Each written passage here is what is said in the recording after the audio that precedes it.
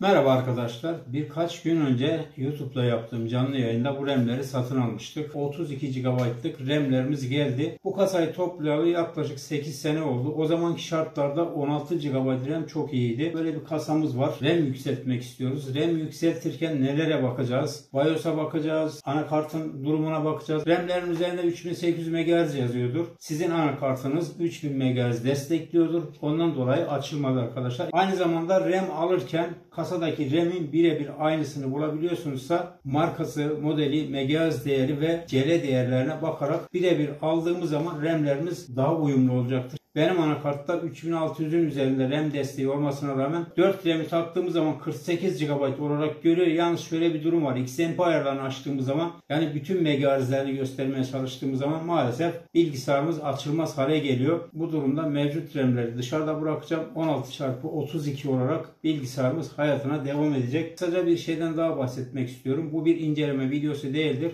Bu RAM'leri geçen gün dediğim gibi canlı yayında 4000 TL para vererek satın aldım arkadaşlar.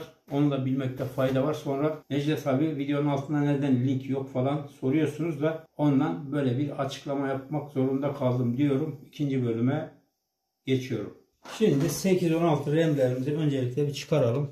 Aslında anakartımız 2 kanal olduğu için bu 4 RAM'i de kullanabiliyoruz. 48 GB görebiliyoruz. Ancak demin de dediğim gibi megahertz'i düşürdüğü için ben bunu istemiyorum arkadaşlar. Her ne kadar RAM'lerin GB'ına, megahertz'ine baksak da bu CL değerleri de çok önemli arkadaşlar. CL değeri düşük RAM'ler her zaman daha hızlıdır. Bunu da bilmekte fayda var. Özellikle oyun odaklı bir sistem topluyorsunuzsa CL değeri düşük RAM'leri tavsiye ediyorum arkadaşlar. Şimdi burada bir şeye dikkat edeceğiz. 2 RAM taktığımız için kanala dikkat edeceğiz. Sıralama şeması var. Bu sıralamaya uyarak RAM'lerimizi yerine takıyoruz. Siyah slotlara takacağız ikisini de. Eğer 4 RAM takıyorsunuzsa burada herhangi bir kanala dikkat etmenize gerek yok. 4'ünü de zaten takmış oluyorsunuz. RAM'lerin slotlara oturup oturmadığına dikkat etmelisiniz. İkinci RAM'imizi de siyah slota takıyoruz. Ortadan bastırıyoruz böyle bu şekilde. Çıt diye ses geldiği zaman oturma sağlanmış oluyor. Biraz sonra masa üstüne geçeceğiz. Anakartımızın özelliklerine bakacağız. Yani anakart özelliklerine nasıl bakılır onu da göreceğiz. Ya da anakart üzerindeki isim ve model numarasını internetten araştırarak anakartınızın RAM desteğini, işlemci desteğini, diğer bütün özelliklerini oradan öğrenebilirsiniz. 3. bölüm BIOS bölümüne geçiyoruz. XMP ayarlarımız kapalı. XMP ayarlarını burada varsa profil 1, profil 2 ikisini de ayarlayabilirsiniz. Bizde tek profil olduğu için birinci profile ayarladık. Yes diyerek onaylıyoruz işlemi. Buradan işimiz bitmedi tabii ki. Advanced moda geliyoruz. AI Tweaker seçeneği altında aşağıya indiğimiz zaman RAM frekans ayarları var. Buradaki RAM'imizin frekansına göre frekans seçmemiz gerekiyor. Bizimki 3600 MHz olduğu için 3600 MHz'i mutlaka seçmeliyiz buradan. 3600 MHz'i seçtim.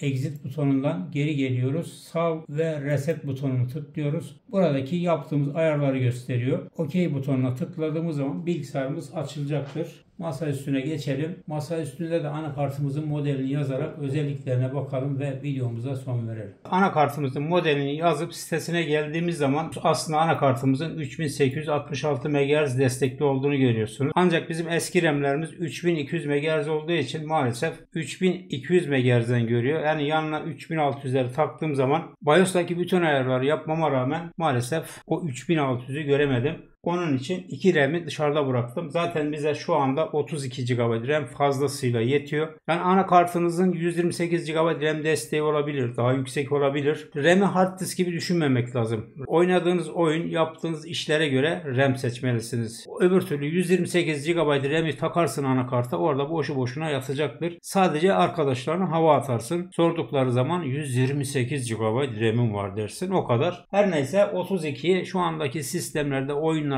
vesaire fazlasıyla yetiyor. Anakartımızın dediğim gibi 3866 MHz, bellek kapasitesi 64 GB, bellek yuvası 4 adet, 2 kanal, az önce bahsetmiştim zaten. Aşağıya doğru da diğer bütün özelliklerine bakabilirsiniz arkadaşlar. RAM'imiz gerçekten 32 GB 3600 MHz olmuş mu? Ctrl Shift ECS tuşuna basarak buradan performans butonunu tıklıyoruz. Kullanılabilir RAM miktarı 27.1 GB. Bu sizi yanıltabilir. Bazen soruyorsunuz. Necdet abi 32 GB RAM'im var. 28 GB gösteriyor. Kullanılabilir RAM kapasitesini gösteriyor. Hızına baktığımız zaman 3600 MHz gerçek hızında buradan görebiliyoruz. Aynı zamanda bilgisayarın özelliklerinden de RAM'inizin miktarını öğrenebilirsiniz arkadaşlar. Buraya baktığınız zaman 32 GB. İşlemcimizin özelliklerini de görebiliyorsunuz. Windows'umuzun kaç bit olduğunu da bu alandan görebiliyoruz arkadaşlar. AIDA 64 yazılımını kullanarak bilgisayarınızın üzerindeki donanımlara ait her şeyi öğrenebiliyorsunuz. Gerek donanım gerek yazılım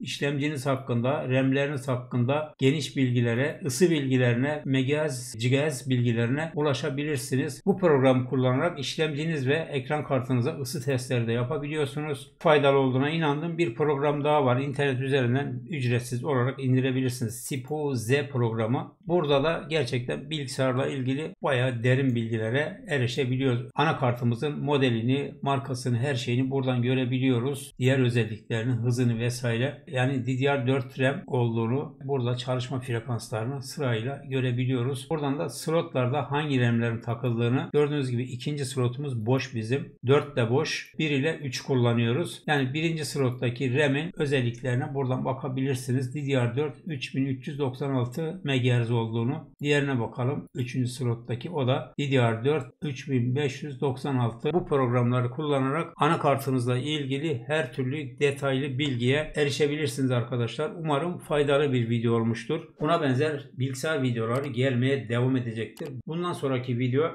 ekran kartımızı değiştirdik. 1070'ten 4080'e geçtik. Dolayısıyla güç kaynağını yenilememiz gerekiyor. Üzerindeki 750 Watt'ı çıkaracağız. Şu anda yeni geldi. 850 Watt'lık modüler güzel bir güç kaynağıyla güç kaynağımızı değiştireceğiz. Bilgisayarlarda güç kaynağını neye göre seçmeliyiz? O videoda bu videodan sonra gelecektir arkadaşlar. İşte o videoları, geçmişte çektiğimiz videoları, gelecekte çekeceğimiz videolarımızı Allah nasip ederse gelmeye devam edecektir. Allah'a ısmarladık. Hoşça kalın. Sağlıklı ve sorunsuz günlerde görüşmek ve buluşmak üzere.